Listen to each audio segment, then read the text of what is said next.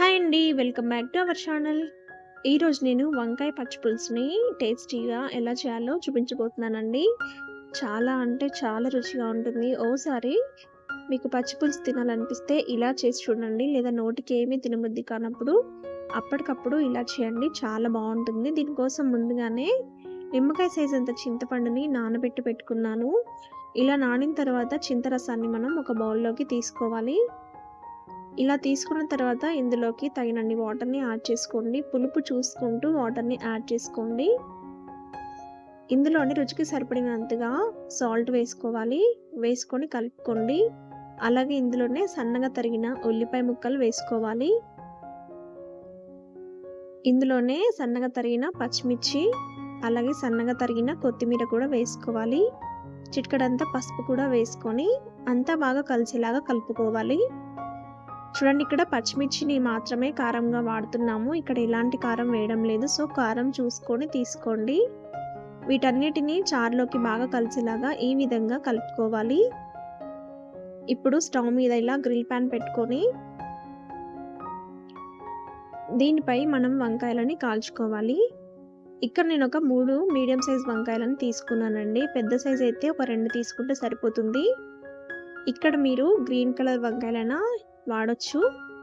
ఈ వంకాయలని బాగా కాల్చుకోవాలి. చూడండి, ఇలా వచ్చేంత వరకు బాగా కాల్చుకోండి.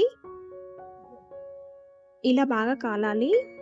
ఇప్పుడు వంకాయ పైనున్న పొట్టుని మొత్తం తీసేయాలి. అంతా పొట్టునంతా తీసేసుకోండి. ఇలా తీసుకొని చేత్తోటి మ్యాష్ చేసుకోవాలి.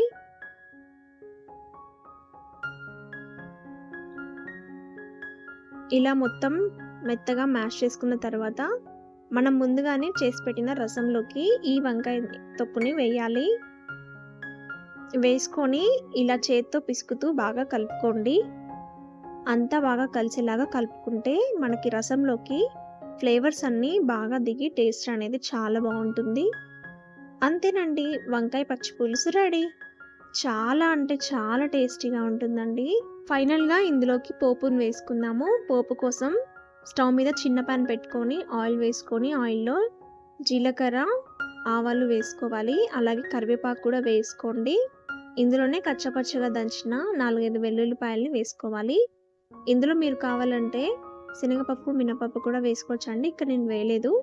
చూడండి, పోపు ఇలా బాగా వేగిన తర్వాత మనం చేసిన వంకాయ రసంలోకి తీసుకుంటే టేస్టీ వంకాయ రసం అనేది రెడీ అయిపోతుంది. చాలా అంటే చాలా టేస్టీగా ఉంటుందండి. ఓసారి ఇలా చేసి చూడండి.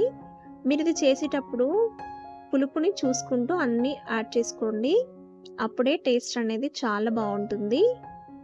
అంతేనండి, మీరు కూడా ట్రై చేసి మీకు ఎలా వచ్చిందో నాకు కామెంట్ చేయండి. ఈ రెసిపీ మీకు నచ్చినట్లయితే మీ ఫ్రెండ్స్ అండ్ ఫ్యామిలీతో షేర్ చేయండి. ఇలాంటి మరిన్ని టేస్టీ అండ్ ఈజీ రెసిపీస్ కోసం మన ఛానల్ని సబ్స్క్రైబ్ చేసుకోండి. పక్కనే ఉన్న బెల్ ఐకాన్ని కూడా ప్రెస్ చేయండి. అప్పుడే నేను ఏ కొత్త రెసిపీ పెట్టినా మీకు నోటిఫికేషన్ అనేది వస్తుంది. తప్పక మన ఛానల్ని చూస్తూ ఉండండి. Thank you for watching friends.